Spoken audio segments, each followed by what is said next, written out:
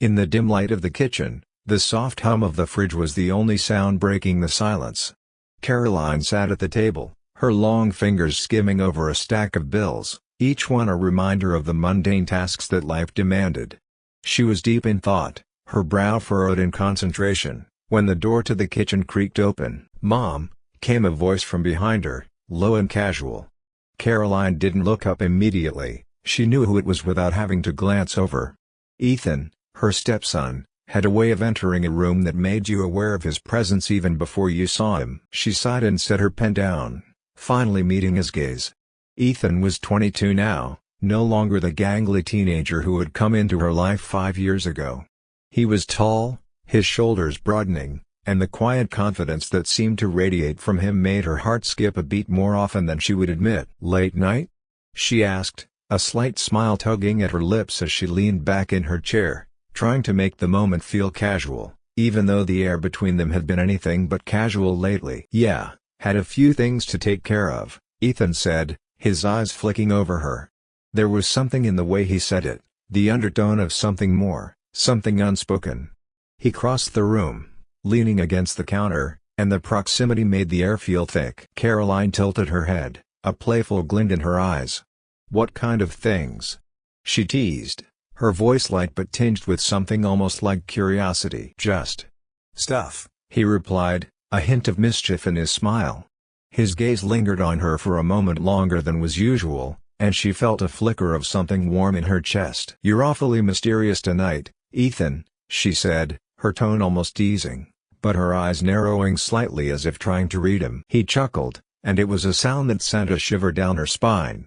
"Maybe I like keeping you guessing," he said, his words soft but carrying a weight to them. Caroline couldn't help but smile, her gaze flicking back to the bills.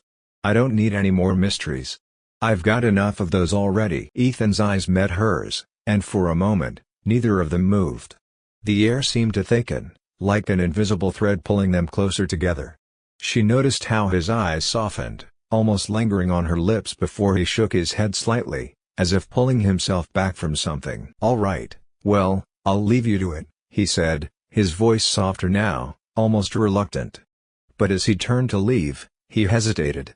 "You're looking nice tonight, by the way." Caroline blinked, caught off guard.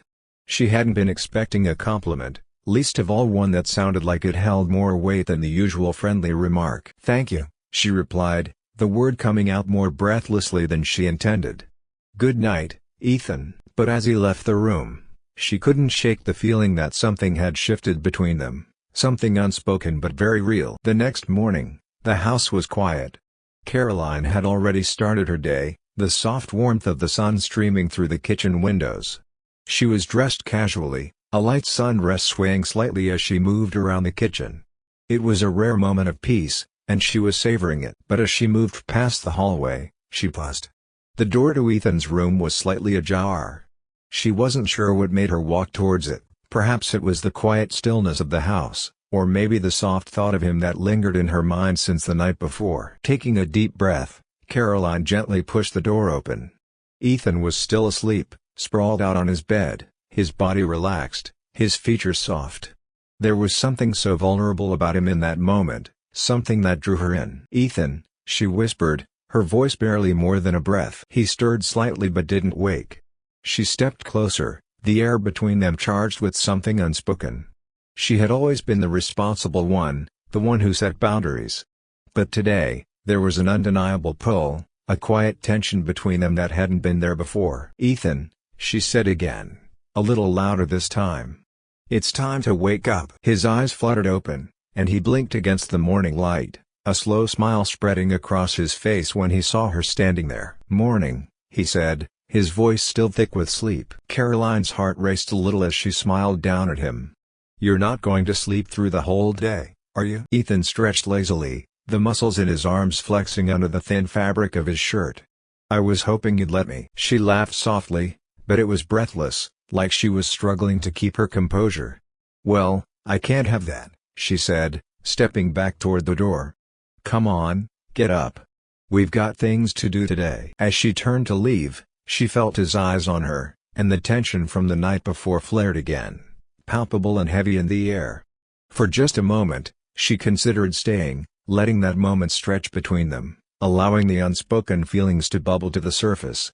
But she turned and left, the door clicking softly behind her. And as she walked away, she couldn't shake the feeling that things were changing. Subtle, quiet changes that neither of them were ready to face, but they were coming.